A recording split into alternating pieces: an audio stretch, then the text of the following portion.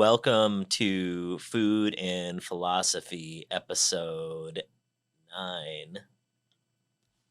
We're just about done with the four agreements. But first, food. I went to the Coronado. I got flautas and a California burrito. I've not eaten here in several years, so let's see how they're doing these days. They forgot to give me some forks, so yes to that. And the burrito. Yeah, there's french fries in there. Both. Delish. You gotta try the salsa. Making a mess in the studio. Alright. I haven't been to Coronado in several years. I give it a 2 out of 3. 2 means I will eat here again. And if you're, I think it's vegetarian or vegan. If you're vegan, this is probably a 3 out of 3. You should eat here. I will munch on these as we go on. I don't talk about my philanthropic endeavors because not saying that other people do it to brag, but I don't do it for philanthropic reasons. I do it because it is within my values. So I donate in the places that are high on my values, like entrepreneurship, kids, teaching them about moving towards their life goals and their dreams, financial literacy, things like that, and feeding people. Obviously, duh, that's like what I do for free or for a living. But I used to do it for free. So last we left off, we were looking at how to transform from the dream into the dream of your second attention. We have learned that the dream you are living now is the result of the outside dream hooking your attention and feeding you all of your beliefs. The process of domestication can be called the dream of the first attention because it was how your attention was used for the first time to create the first dream of your life. One way to change your beliefs is to focus your attention on all those agreements and beliefs and change the agreements with yourself. In doing this, you are using your attention for the second time, thus creating the dream of the second attention or the new dream.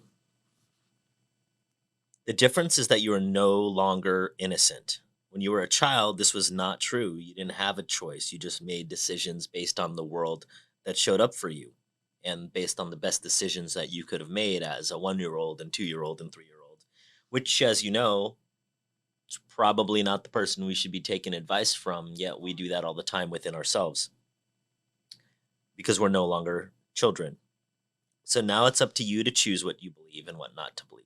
Literally, I don't care how much evidence you have of what you think and believe is true to be true.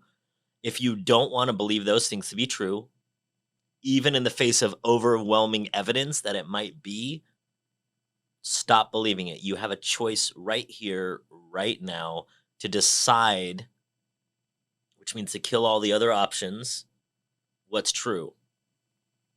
You can choose what you would like to believe is true right now in every single moment that you are living. There's no excuse other than, oh, well, that's how it's always been, or whatever excuses you're going to make up, as long as it doesn't defy the laws of physics that we know about or don't know about. Any reality can become true. In fact, the difference between what you believe to be true and what shows up to be true, there's no difference.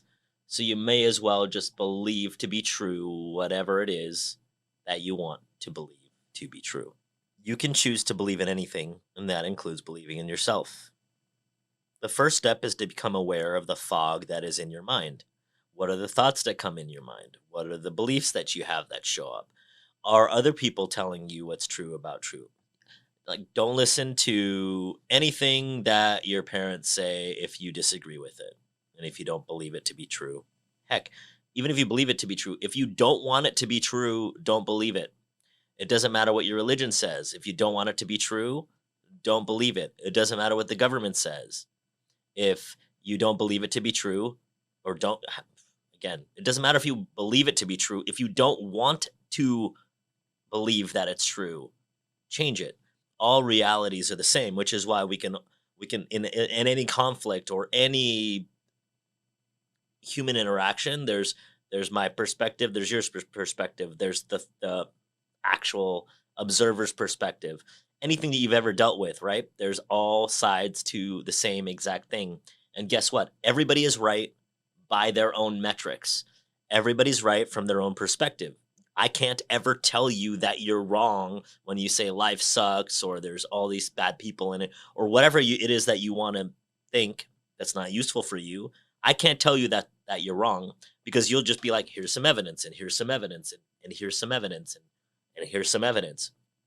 But you can also not tell me that I'm wrong when I say people are inspiring and there's amazing things in the world and there's as many benefits as there are drawbacks because then I'll go, here's the evidence and here's the evidence and here's the evidence.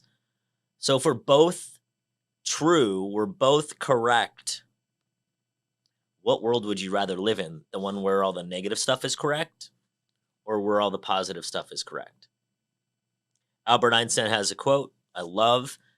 We have to either act like every single thing is a miracle or that nothing is a miracle. There's no in between. You can't say sometimes some stuff is miraculous or sometimes some stuff is great. No, it's either all great or none of it is great. And the only difference is your perspective and where you're looking from, the eyes that you're looking through. Because you must become aware that you're dreaming all the time. You're dreaming all the time. You are dreaming all of the time. Whether you think it's bad, you're dreaming. Whether you think it's great, you're dreaming. Which dream would you rather have? The miraculous Albert Einstein one or the unmiraculous what the government pitches or what the naysayers pitch? Only with awareness do you have the possibility of transforming your dream. If you have the awareness that the whole drama of your life is the result of what you believe and what you believe is not real, then you can begin to change it. Exactly. However, to really change your beliefs, you need to focus your attention on what it is that you want. What would you like? Start making choices from that space. At NLP Marin, one of my mentors, Carl Buchheit there, every question, every sit down, every opportunity, every time we're interacting to grow, starts with the literal question, what would you like? And then answer that question in all your moments and then move your thoughts to that, move your beliefs to that. Do your best to keep it within yourself. The only person you'll ever be able to change is you. And then from that space, perhaps you may have influence on other people in the future, but you're never going to be able to change someone else without them making the decision to be changed for themselves. You have to know which agreements that you want to change before you can change them. You have to know what life you have and what life that you want and the difference between the two spaces of that. Sometimes it's a wide chasm and sometimes it's itty bitty changes. You have to know that. So what would you like? Start asking yourself that question in the morning. What would I like? Ask your question right before you go to bed. What would I like? And pay attention to what the answers are. Sometimes it's going to be superficial things like I want more money or I want better health or I want a lover and it doesn't matter. Don't judge yourself or hold yourself to what kind of things you could like or what would you want. Don't limit yourself. And sometimes it might be great things like, oh, I love to be fulfilled or I want love and gratitude, things like that. They're all equally in accordance to what it is that you would like, but you're going to grow the same. Whether you choose to have abs, you're still going to grow in a great way, mentally, emotionally, as if you said, oh, I would love to have gratitude for every moment. Just move through it. So the next step is to develop awareness of all the self-limiting fear-based beliefs that make you unhappy. Now, I like to start by saying all beliefs are limiting. All beliefs are limiting, not just the limiting ones.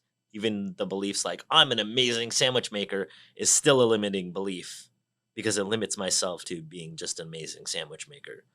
So keep in mind, any belief that you have is limiting. Just some limit us at a more constricting level than others. So make a list and keep adding to it. What would you like? Make a list. Make a list of, oh, here's the beliefs that I have that I would like to be different. So two lists. What would I like? And oh, here's a belief that I have that I would like to be different. And then immediately so write that down so you can track it. What you track, what you make conscious, you can change. As Carl Jung thing, make the unconscious conscious. I'll probably talk about him 1,000,000,000 times throughout this. Make the unconscious conscious, and then you can change it. Put your eye on it, notice it, and things can be shifted. And keep adding to your lists. Once you see things, once you notice it, that's when you can start healing it. The larger the list that you have, the larger the freedom you'll start to enjoy in life. Even if the things don't change in that moment, or even if they change, it takes a while to change it. Just by making that list and knowing about it, what would you would like, and what are the beliefs that you have that you would like to be different, you will start to notice freedom changing for you in your life. My timer's off a little bit, or actually, it's not. My timer's not showing at all. So if you can just let me know when I'm like 30 minutes or 35 minutes, kind of thing, in case. What? How long is it right now? 13 minutes. Huh? 13. Thanks. One of the ways to do this is to explore and adopt alternative beliefs. So when as you're looking through your list of what the beliefs that you have that you would like to be different, you can ask yourself a question: what would you like to believe instead? What would I like to believe instead? So say if you believe, one of mine is, I think the government is wanting to limit humans on purpose and they don't have our best interests. So what would I like to believe instead? That we have great leaders, that the government wants to help us improve our lives and make America an amazing place. Like I'd prefer to believe that. So instead of looking for evidence that they're attempting to control us and limit us, which I'm sure I can find plenty and I'm sure you can too, let me start looking for evidence that they're helping. Let me start looking for evidence of some great leaders in politics and beyond that. So, what are the beliefs that you would like to have instead? And write those beliefs out too. Take another bite of this. Breaking the spell of black magic in your mind requires great personal power. Every time you break an agreement, you gain extra power. Every time you notice what you would like, you gain power. Every time you notice a belief that you would like changed, you gain extra power. You start by breaking agreements that are very small and require less power.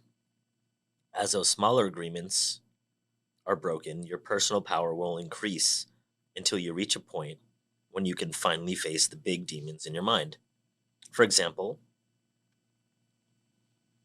the little girl who was told to not sing is now 20 years old and still she does not sing. One way she can overcome the belief that her voice is ugly is to say, okay, I will try to sing, even if I do sing badly. Then she can pretend that someone is clapping and tell her, oh, that was beautiful. This may break the agreement a tiny, tiny bit, but it will still be there. However, now she has a little more power and courage to try again and again until she breaks the agreement. There's one way out of the dream of hell. That's one way out of the dream of hell. But for every agreement you break that makes you suffer, you will need to replace it with a new agreement that makes you happy. This will keep the old agreement from coming back. If you occupy the same space with a new agreement, then the old agreement is gone forever. And in its place is the new agreement. There are many strong beliefs in the mind that can make yourself think that this is hopeless. This is why you need to go step by step and be patient with yourself. Don't think that you're going to change your thoughts right now and even in one moment, 1 second, and then all of a sudden have all your changes magically show up. It can sometimes, though what's more realistic is you're going to have to systematically notice and then recreate. And then later on, you'll be, oh man, I'm still doing that thing. Cool. Just notice it and then recreate it again. Because the way that you're living right now is a result of doing it over and over and over again for many years, decades, possibly, probably. So do not expect that you're going to make the changes today. Like if you went on a diet today, would you expect to be skinnier tomorrow? If you started working out literally today, are you going to be like, oh, I'm going to be ripped tomorrow? No. Same thing with the thoughts in your mind and changing that over. But if in 2 years, would you expect yourself to be ripped of working out? Yeah, absolutely you would. Or eating the way that you want to be eating. Would you expect yourself to be slim? Absolutely.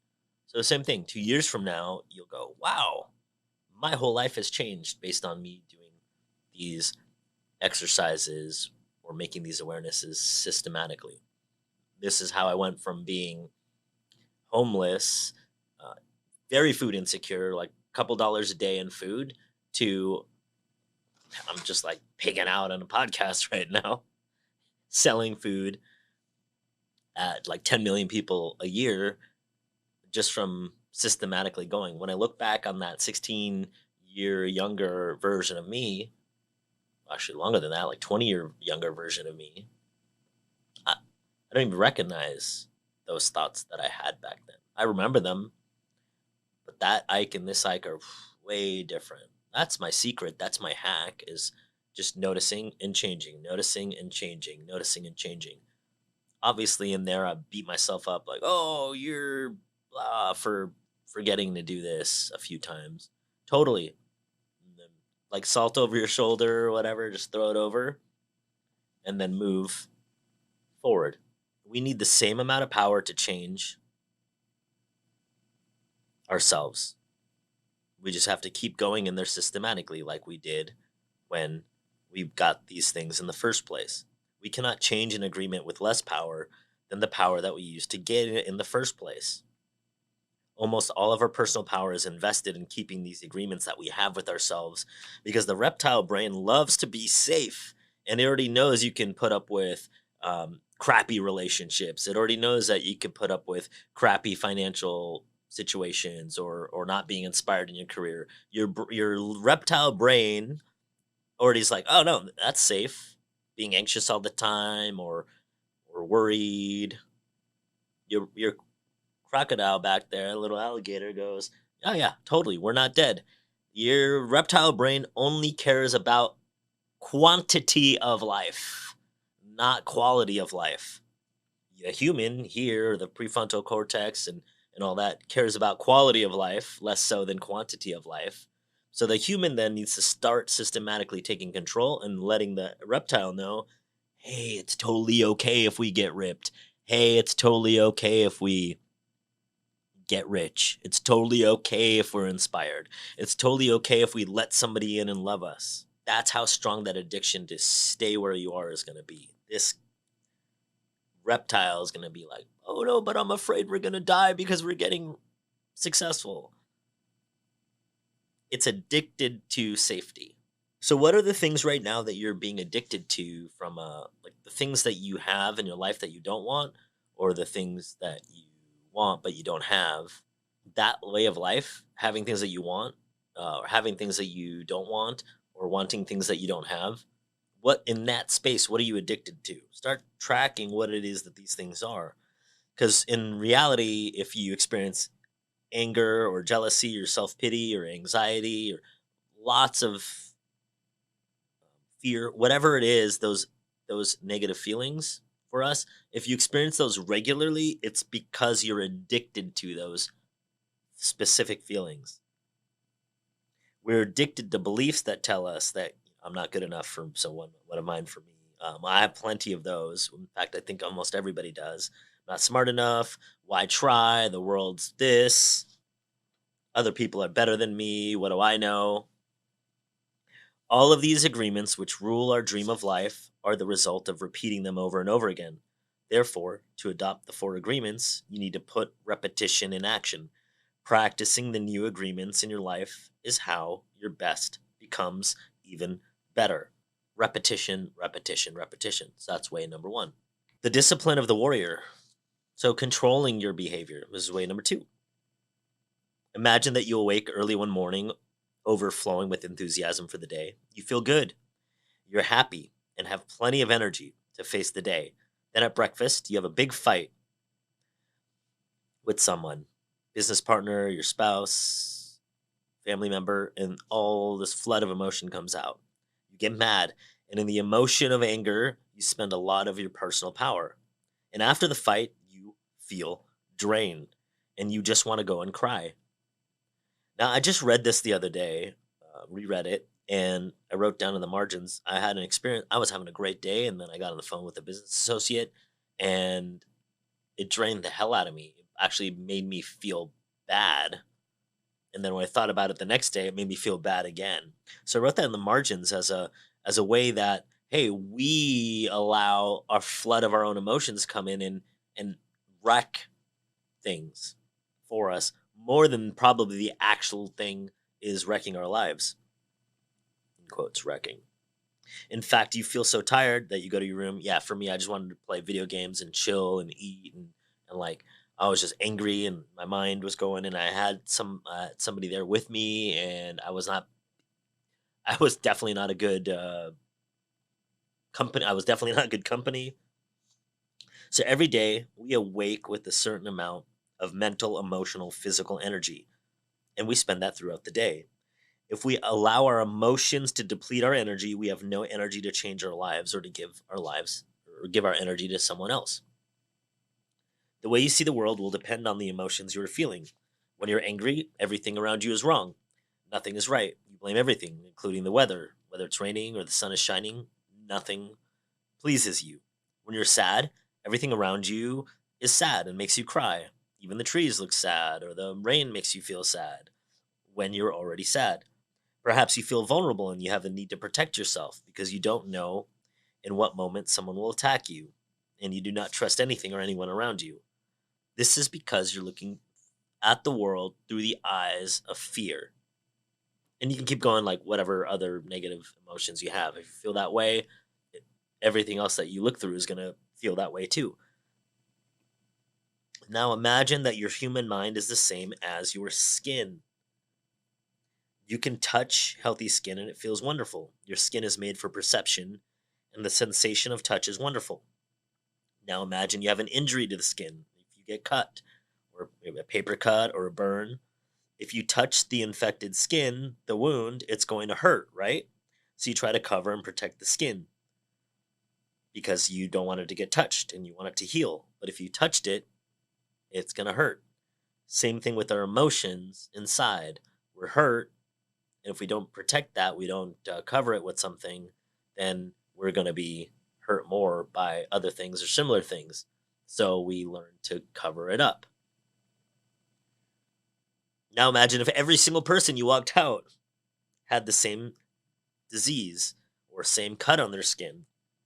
Nobody can touch each other because it's going to hurt. Oh, I got a cut, so now I can't give you a hug, or you got. Everyone has wounds. And so our infection here in this example seems normal.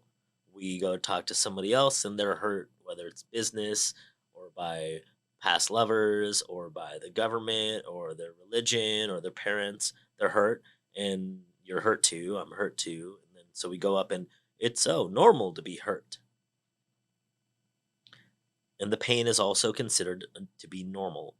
We're just like, oh yeah, every human hurts. Like even now, I'm like, oh, we all carry a I'm not good enough thing. But this is how life is when we're going up against I have a wound and I'm talking to you and you have a wound and you're talking to other people and they have a wound and so forth and so forth. And it's literally our wounds talking to other wounds. It's not me when you hit me in a place where I have a wound, right? Ow, ow, ow, it hurts. And then the space I speak from to you is from a wound. And if I also happen to then hit you in a space that hurts for you, then the wound starts speaking instead of the you. And we're wound talking to wound, talking to wound. So can you imagine how you would have to be to get out of that space? Every single human being is covering up a skin ailment where, oh no, don't touch me there because it hurts. But emotionally, right? We hardly ever hug each other like in real life, like actual hugs, but also emotionally, we hardly ever hug each other too because it's too painful for us, for the hugger and the huggee. And so we create a lot of distance between us. Our space, my space, so and so, bubbles. The human mind is exactly like this description. Every human has an emotional body completely covered with infected wounds. If you'd like to get better at this, if you'd like to change things, find a way to recognize what are your wounds. How you know? Somebody says something to you and you like want to get defensive, write that down. That's likely a wound. There are like 5 top things that somebody can say to me, like I'm feeling it right now, that somebody can say to me because I just said it to myself in my head. And I'm like, oh, if those somebody comes at me with these 5, there's probably like 8 things. These 8 things, oh, I'm gonna react in a way that I would not want to react, but it's my wound speaking. What are those for you? If you're cognizant of that, you can start moving from there. So I write those down, and over time, I'm getting less and less. Yesterday, I reacted in a way I didn't want to react. And I was just walking last night. Oh my God, I'm still like wound up over it. Oof, gotta shake that off. And I started going, oh, I didn't want to be like that. Hmm. Okay. Good noticing. And how would I like to be instead? Now I'm thinking about how I'd like to be instead, and I literally feel better. Now, I might not actually change, and the next time that happens, I may react in the same way. However, now I'm allowing myself a different path. And if it shows up, great. But I bet you if I do that the next 100 times that I'm attacked in this way, or attacked in quotes, like pretty sure that, although this person was definitely attacking me. However, like it's all still a perceived attack. Because if you told me I sucked at making sandwiches, I wouldn't feel like it was an attack, even though that you would be literally attacking me, right? So it's all about what you perceive. And now if I do that for the next 100 times, I guarantee you I'm going to change. So will you. An action of injustice opens a wound in your mind. Somebody says something, the emotional poison comes out because of the concepts and beliefs that we have about injustice and things needing to be fair and so on. And then your mind is so wounded and full of poison because you've domesticated yourself that way. So when that happens, it's like, oh, it's totally fine. It's just anger. I'm just releasing my anger or whatever other excuses. And I'm not saying that that is wrong because it's still just a perception thing. But if you don't like it, then it's quote bad. If you don't feel good and you don't like the results, then it's bad. If you do that and like you're a football player and you kill somebody, not literally but figuratively, or you're a fighter and it like you use that rage in that way, then yeah, it's totally probably very useful to be angry and want to kill somebody, right? But most of us don't have that kind of space to pull out our things, and so we get angry or we get afraid or we want to do something vindictive, but we don't actually get good results. Now, if you're getting great results, keep doing it because you like the results. But if later on you go, oh, well, nobody wants to be my friend, or my lovers keep leaving me, or I got fired from my job, then it doesn't matter.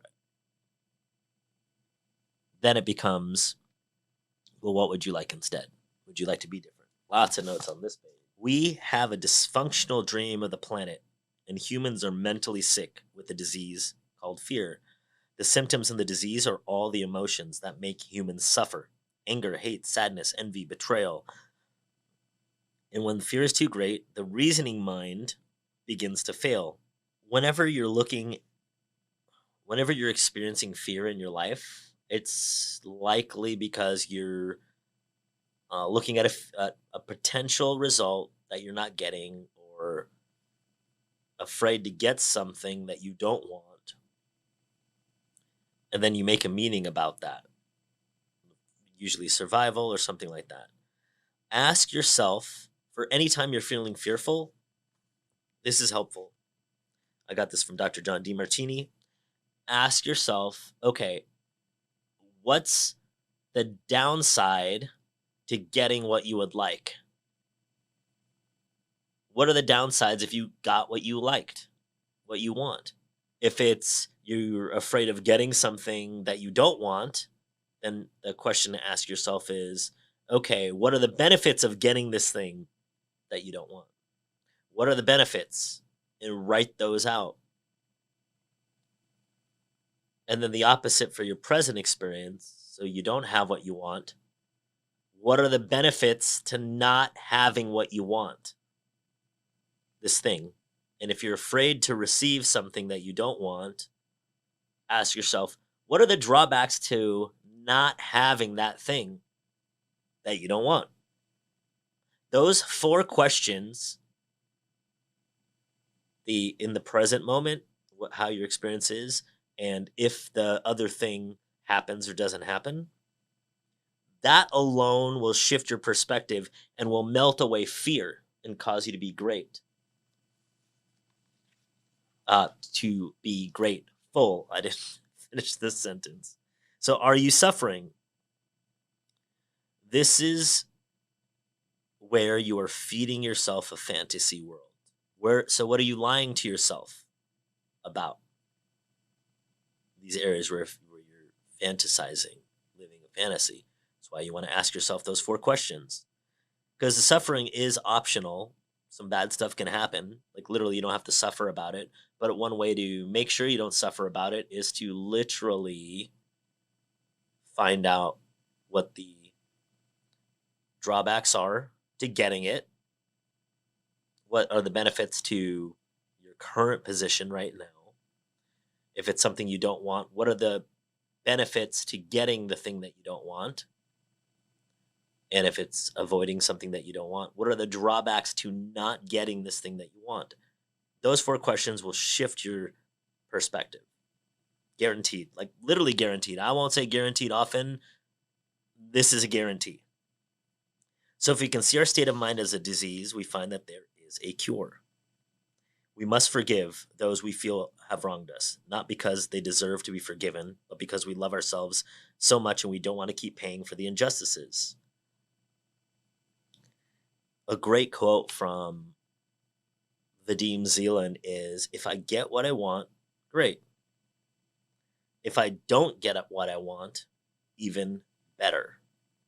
I live that as a motto. Every time I don't get something that I want, I go, even better, thinking that the universe is going to provide something even better than the thing that I thought would provide me something great. Forgiveness is healing. We can choose to forgive because we can feel compassion for ourselves. First, we need to forgive our parents, our sisters, our siblings, our brothers, sisters, friends, the world, God, whomever you're upset about. Once you forgive the world and God especially, you can finally forgive yourself. Once you forgive how the world is, then you can forgive yourself, and then the self-rejection in your mind ends up being over. That's the beginning to be free. Forgiveness is key. Because in the end, do you really respect the opinions of those that you're not willing to forgive? Say if somebody did you wrong, like all you have to do is just forgive them because you actually don't care about their opinion anyway. If you're that upset to not forgive, likely their opinion means nothing to you. And so just forgive them. Who cares? And let it go. What the hell do you care if they think that you were wrong or bad? Now, if you agree, then that's not really of any consequence. Because if you're not willing to forgive someone else, that means there's something about yourself that you haven't been willing to forgive. Let's see. Lies and the denial system of us. It's a good thing we have a denial system because it allows us to cover our wounds and still function. This is how the human being, as a young, 1 year old, 2 year old, 3 year old. That's how we reconcile being in a bad world, or us being told we're bad, or us thinking that we're bad as a very young human learning about the world. So look at where you avoid any kind of connection, any kind. So business connection, love, familial. Where are you not willing to connect? What areas? It's the emotions that control the behavior of humans, not the human who controls the emotions. Flip the script. So start controlling. We must learn to control the emotions. I think one of our next books, we'll get into a spot where you don't have to control everything, but for now, be mindful and you can control things. So how are we to become warriors in this sense? Well, the big difference between a warrior and a victim is that a victim represses and blames, and the warrior refrains and takes responsibility. That's the biggest. Victims repress because they're afraid to show emotions, afraid to say what they want to say. To refrain is not the same thing as repression. To refrain is to hold on to the emotions and express them later. That is why warriors are impeccable. They have complete control over their emotions and therefore over their own behaviors. Whereas a victim, when they repress and then it freaking comes out at when they get pressed too hard or that wound gets rubbed way too much. And then the final way is the initiation of the dead, embracing the angel of death. I've definitely done obituary, death, recreation exercises in the past. They were it was really insightful for me to do it. So I'll go through that one and then we're done. The final way to attain personal freedom is to prepare ourselves for the initiation of the dead, to take death itself as our teacher. What the angel of death can teach us is how to be truly alive. We become aware that we can die at any moment. We have just the present to be alive. The truth is that we don't know if we're going to die tomorrow. Who knows? You might live another 100 years, you might live 5. You might not pass tomorrow. But we do kind of have an idea that I'm not dead right now, so how do I want to be right now? If we go to the hospital and the doctor tells us that we have 1 week to live, what are we going to do? You're going to have two choices, right? Either to suffer because, oh, I'm going to die and tell everyone, poor me, I'm going to die and get sympathy and really create some huge drama. And the other choice is to use every moment that you have left to be happy and do only what you enjoy to do, only produce love and gratitude. If you have only a week to live, enjoy it. Let's be alive. We can say, I'm going to be myself. No longer am I going to run my life trying to please other people, at least for the last week or so of your life. No longer I'm going to be afraid of what they think about me. What do I care about what other people think? I'm going to die in a week anyway. Just going to be myself. The angel of death can teach us to live every day as if the last day of our lives, as if there may be no tomorrow.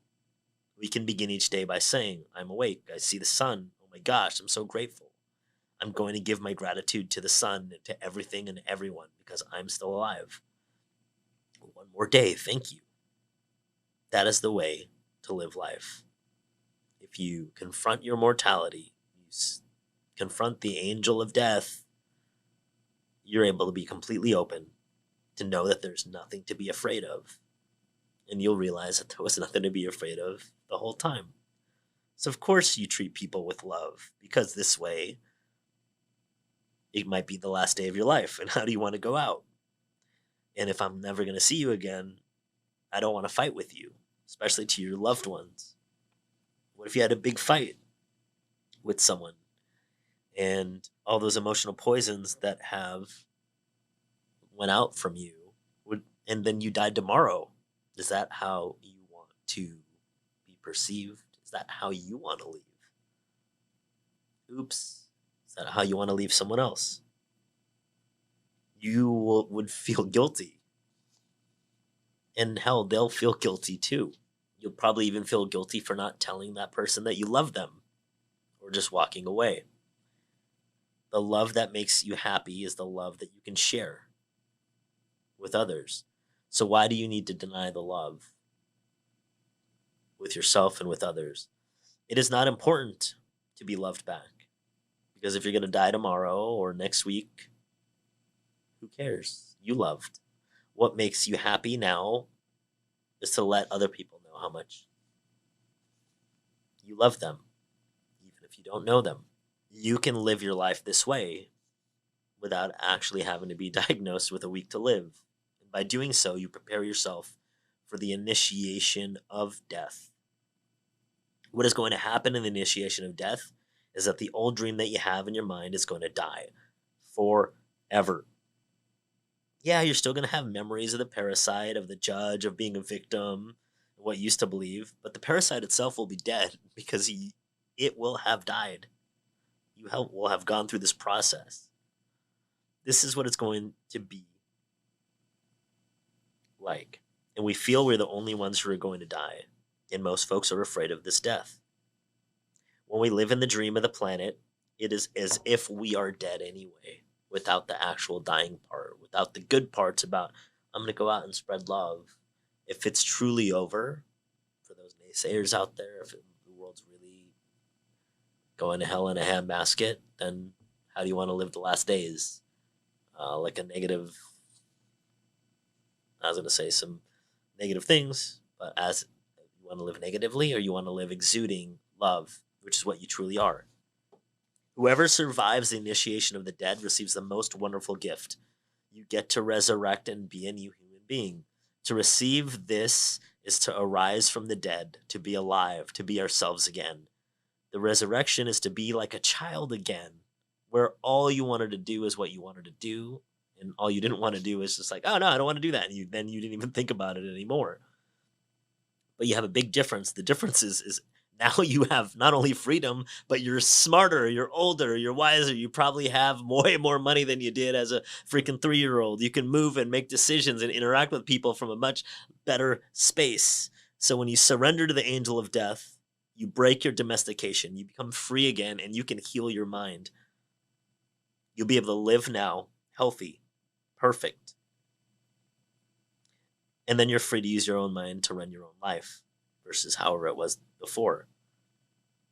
The angel of death comes to us and says, you see everything that exists here. It is mine. It is not yours. Your house, your lovers, your children, your car, your career, your money, everything is mine, and I can take it away when I want. But for now, you can use it. Everything is borrowed. If we surrender to the angel of death, we will be happy forever and ever. Why? Because the angel of death takes the past away in order to make it possible for life to continue. For every moment that is past, the angel of death keeps taking the part that is dead, and we keep living in the present. The parasite wants us to carry the past with us, and that makes it so heavy to be alive. When we try to live in the present, or when we try to live in the past, how can we enjoy the present? When we dream of the future, why must we carry the burdens of the past? When are we going to live in the present? When are we going to live in the present? That's it. When you confront the angel of death, doesn't matter when it's only a matter of time that you'll get there. Your well-being is your greatest contribution to humanity. No exceptions, ever.